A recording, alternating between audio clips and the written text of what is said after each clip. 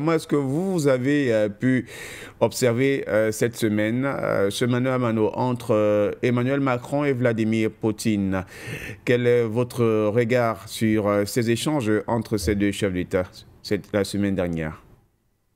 On est un peu partagé. On est un peu partagé parce que, comme un homme politique, M. De Villiers disait, alors que les États-Unis les, sont les viens en paix, c'est à ce moment. En fait, alors quand les États-Unis étaient les va-t-en-guerre, la France et l'Europe ont suivi dans cette logique de va-t-en-guerre.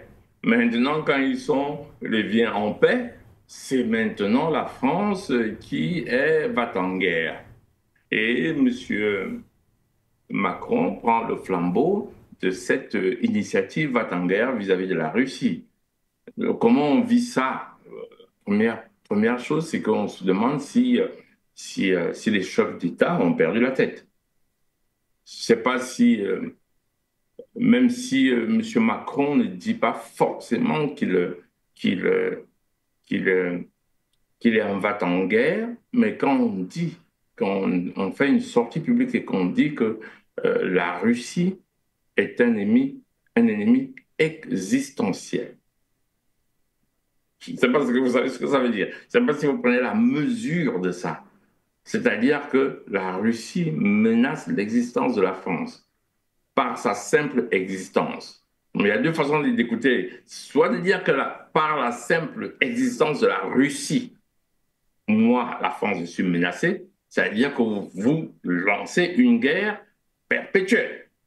Vous vous dites, tant que vous existez, vous êtes une menace pour moi, et moi, parce que je vais exister, je dois vous empêcher d'exister, parce que votre simple existence est une menace pour moi. Voilà ce que ça veut dire, une menace existentielle. Ça peut aussi vouloir dire que ça menace l'existence de la France, la simple présence de la Russie. Mais dans tous les cas, quand on dit ça, on dirait une déclaration de guerre. Parce que là, comme j'avais dit la dernière fois, quand on avait gelé, quand l'Union européenne a pris parti de financer l'Ukraine avec les intérêts des avoirs russes gelés en Europe. J'ai dit très mauvaise idée. Très mauvaise idée parce que vous violez le droit de propriété. Même si la Russie ne fait rien là, dans 5 ans, 10 ans, 15 ans, la Russie vous rappellera que vous avez violé son droit de propriété. Et tôt ou tard, l'histoire va vous retrouver, c'est-à-dire qu'elle vous dira de rembourser ce que vous avez pris, sans aucune raison. C'est ce que nous faisons aujourd'hui, quelques siècles après. C'est-à-dire que nous demandons d'être dédommagés pour avoir été esclavagisés, en tout cas, entraînés dans une traite. Parce qu'il y en a qui font la différence entre l'esclavage et la traite des hommes. L'esclavage étant des choses qui existaient depuis dans certaines populations, on n'encourage pas ça. Par exemple, quand il y avait guerre, on arrêtait des captifs, c'était des esclaves. Ça existait. Et puis, ce qu'on appelle traite, c'est quand les hommes sont déportés. Là, l'esclavage est suivi de la traite. C'est pour ça qu'on parle, certaines parlent de traite négrière ou traite transatlantique. Alors que, bon, c'était pas la première traite, hein. Il y a aussi eu la traite des Slaves, qui a d'ailleurs donné le nom esclave en français et slave en anglais pour dire un esclave. Les gens oublient souvent que la première traite, le premier esclavage de grande ampleur dans l'humanité a été la traite des Slaves, c'est-à-dire vers les Russes, l'Ukraine, les peuples slaves. Les gens en parlent très peu, c'était la première, c'était la plus violente. Donc on allait prendre les Slaves, il y avait des marchands, il y a eu plusieurs types de marchands, il y a eu notamment, je n'ai pas envie de créer une polémique, parce que quand vous commencez à dire les marchands étaient de telle appartenance, vous créez la polémique. En tout cas, quand vous lisez, consultez cette littérature, il y avait des marchands francs, comme les Varegs qui étaient des francs. Il y avait des marchands juifs. Il y avait des marchands et on allait vendre ces slaves-là dans le monde qu'on appelait à l'époque le monde arabo-musulman. Attention, le mot arabo-musulman, il faut le prendre à la pince. Parce que ce à quoi ressemble un arabo-musulman aujourd'hui, ce n'est pas ce à quoi ressemblait un arabo-musulman au Xe siècle. Il faut prendre à la pince, parce que quand on dit que les arabo-musulmans ont envahi la péninsule ibérique, c'était des morts. Et morts, c'est-à-dire les habitants de Mauritanie, mort en italien veut dire noir. C'était des musulmans noirs.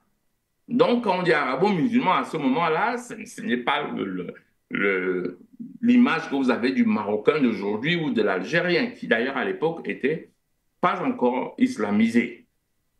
L'Afrique du Nord n'était pas encore islamisée. Donc, quand je dis arabo-musulman, parce que je sais que je vais avoir des retours pour dire ah non, voilà, non, c'est pour ça que je préfère préciser mon propos. En fait, dans la littérature, on parle d'arabo-musulman. Donc, voilà. Donc, l'attitude de Macron est quasi une déclaration de guerre. Une déclaration de guerre perpétuelle. D'ailleurs, Vladimir Poutine va lui répondre, va lui dire il se prend pour un Napoléon. Est-ce qu'il sait ce qui est arrivé à Napoléon en Russie? Parce qu'on sait que les armées de Napoléon ont essuyé un échec en Russie contre les Slaves. Voilà. Donc, on est vraiment au bord d'une déclaration de guerre et c'est la raison pour laquelle les Français sortent, certains Français, même si les opinions divergent un peu, sortent pour dire mais ne nous amène pas dans ta guerre. C'est la première sensibilité que j'ai, mais les sorties de Macron étaient quand même, c'était inquiétant, quoi, je veux dire, pour les gens qui veulent la paix. Mais en tout cas, le président Macron est le président de la France, donc forcément, il représente la France. On est obligé de tenir compte de ses propos. Mais j'ai quand même l'impression que c'était excessif.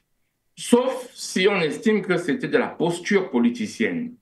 Mais dans la posture politicienne, il faut parfois avoir des limites.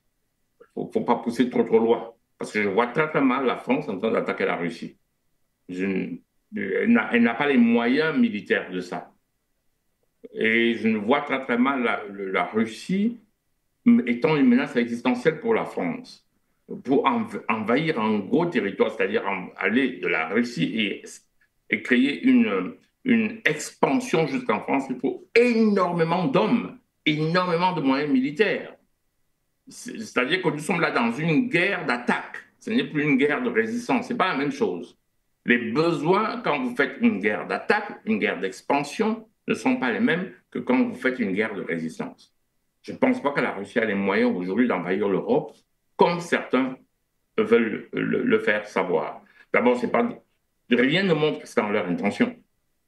Mais le président français a quand même a laissé entendre que la Russie était une menace existentielle pour la France. Je pense que c'est inquiétant de ce par là.